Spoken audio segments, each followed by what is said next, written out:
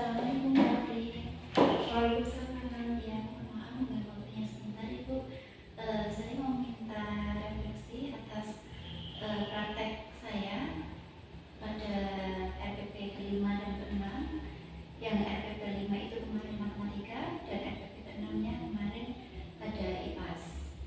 Ya, yang ingin saya tanyakan yang pertama, bagaimana cara mengelola waktu pembelajaran di kelas supaya lebih efektif dan maksimal? Baik, kami kemarin sudah melaksanakan pembelajaran IPA ya. Untuk pengaturan waktu agar efektif dan efisien ketika dalam kelas, dalam pembelajaran di kelas, alangkah baiknya sebelum pembelajaran dimulai, Mbak Omi sudah menyiapkan baik itu perangkat pembelajaran, media pembelajaran, dan media pembelajaran pun silakan disesuaikan dengan materi yang akan Mbak Omi bawakan.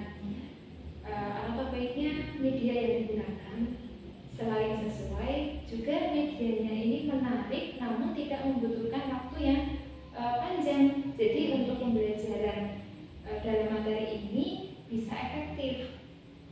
Medianya itu sesuai dengan materi, namun tidak membutuhkan waktu yang sangat panjang, baik itu dalam pengerjaannya, baik itu dalam pengoperasiannya, misalkan itu ada alat apa yang harus dioperasikan oleh siswa, mungkin seperti itu ya.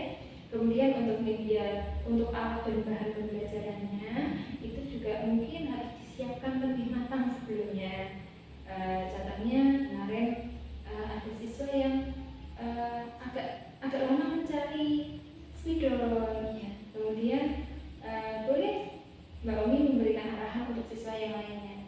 Apabila sudah selesai digunakan, dikembalikan pada tempatnya agar nanti kelompok lain yang menggunakan itu dia sudah langsung mengambil di tempat semula.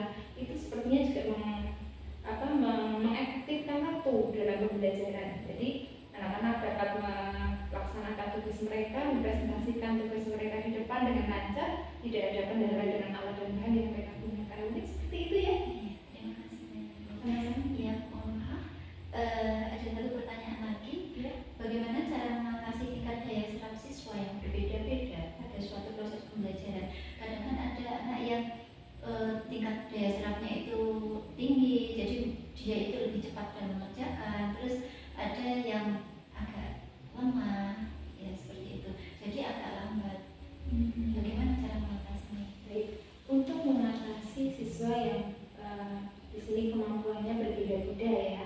Nah, dalam pembelajaran tentunya Mbak Omi sudah menyiapkan CP ya, capaian pembelajaran. Nah, dalam capaian pembelajaran ini dalam satu kelas ini kan pastinya bervariasi. Ada anak yang kemampuannya bagus, ada yang sedang, ada yang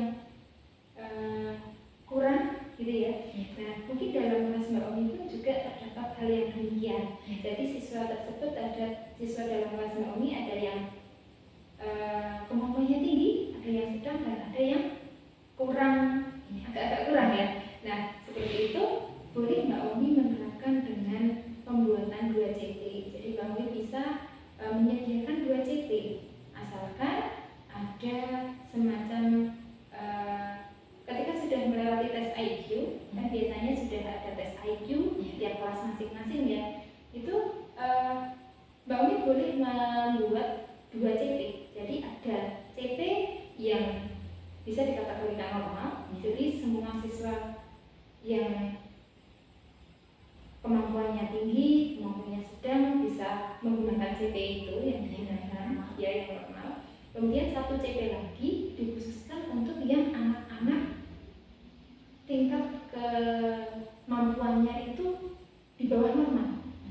Nah, itu bisa menggunakan 2 CP.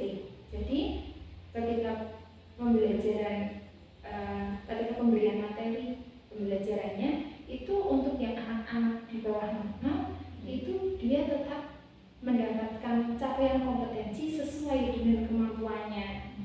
Kemudian dengan demikian nanti anak yang kemampuannya rendah pun dia tetap mencapai kompetensi yang diinginkan meskipun tidak sama tidak sama tingkat